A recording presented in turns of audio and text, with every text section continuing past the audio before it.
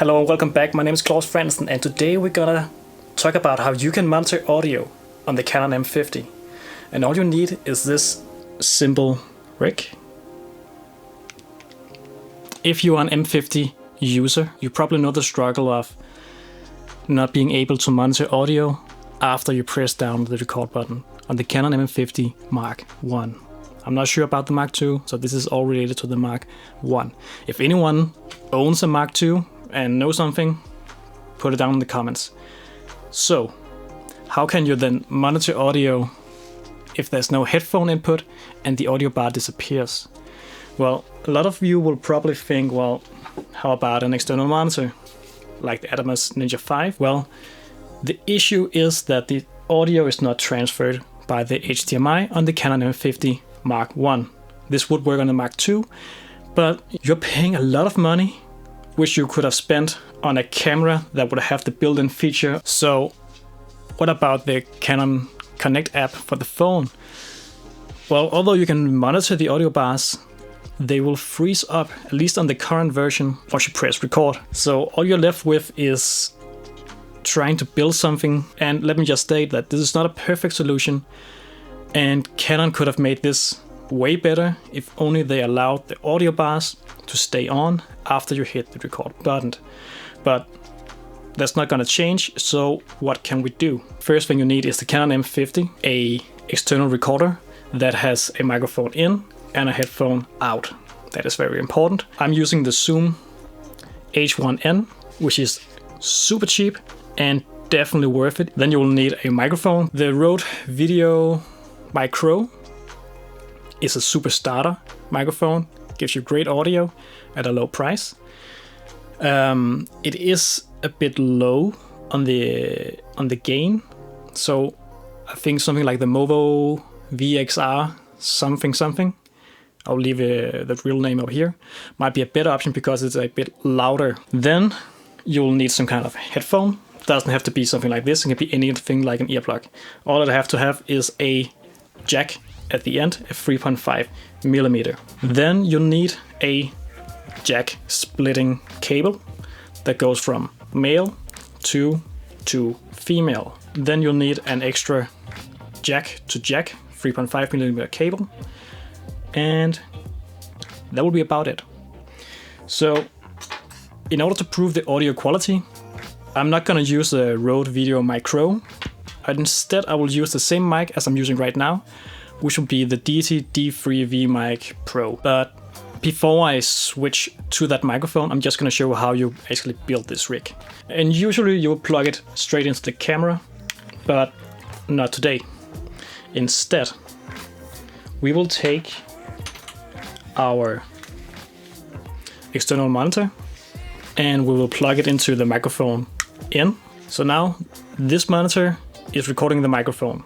We could end here and simply sync in post, and I could plug in my headphone into this jack, but we're taking it a step further, taking the splitter cable.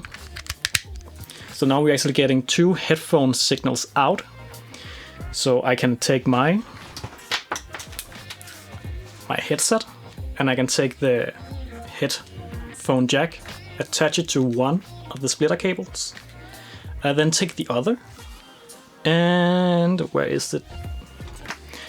And I then take the other one and I put in an jack 3.5mm to jack 3.5mm, and that one I will put into the microphone input on the Canon M50.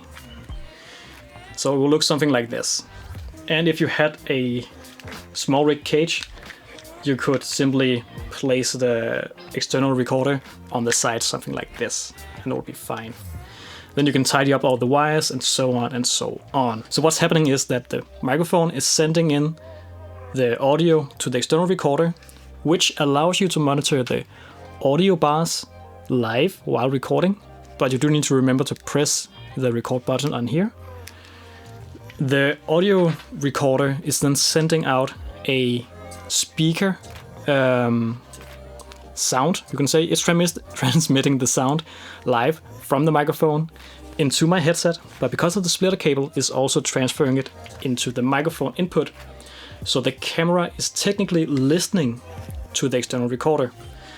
This allows you to actually have a backup audio track in case of one of them being corrupted or not sounding great. And I can already tell that the audio that the M50 is listening to from the external recorder is actually pretty good. So if you're happy with that, you can finish your work there. If you think the sound sounds better on the Zoom H1n, which I would assume it does, you can simply and easily merge those two together and use the audio from the external recorder. Like I said, the other benefit is you have a backup track, and you can even set one of these lower than the other in case you want to have a safety margin. So a lot of benefits for a not perfect solution. Now I'm gonna take off the Rode VideoMicro and instead use this microphone here. Okay, so I'm now having the audio coming out from the Deity into the external recorder. And the first step I have to do now is, let me just readjust here, is setting the audio levels. Right now I'm actually peaking and clipping my audio. So in this case, I can simply turn the little knob up here and keep talking until I hit -12 decibel. So it's about here, all right? So next step is that this audio is being sent out on the other side through the splitter cable and all the way up into the Canon M50 and into my headset. So the next thing we have to pay attention is how the audio is being recorded on the M50, and you can see that on the top right of the screen here. You want to hit the green area, the green button, a little green dot. Let me get it straight up here. You want to hit the green dot here around -12 decibel. So it's a bit low, but I think this looks fine. We got our settings set up, and I'm gonna hit the record button now. As you can see, all this information disappears, and there's no way of monitoring the audios anymore. So as you can see, when I'm talking, the audio bars is still moving, even though the record button is still on. You can see the red dot. So not only can I watch the audio bars, but I can still maintain a headphone monitoring option, plus having the audio bars on the Zoom H1. Right now you're listening to the Canon M50, more precisely the Deity D3 V-Mic Pro, being fed into the Zoom H1n, that is then sending the signal into the Canon M50. Now, it is important to mention and pay attention to that what I'm listening to is not the Canon M50, it is the Zoom H1n. And the Canon M50 is technically listening to the same thing that I am, but the audio quality is surprisingly good. So now we got it all set up. Let's just keep running with this setup. Wow, I'm great at words. So I'll be switching back and forth between the Zoom H1n and the Canon M50. And since I used the same microphone for the Canon EOS R just before for the setup, you can actually compare that to this setup. So yeah, that's about it. I hope you learned something. This video was inspired by Caleb over from DSLR Video Shooter, who made 5 ways of monitoring the audio on a camera that doesn't otherwise allow it. But he did it on a Sony camera which has a clean HDMI out, at least on some of them, meaning a lot of the solutions wouldn't work on the Canon M50. So yeah, definitely check that out.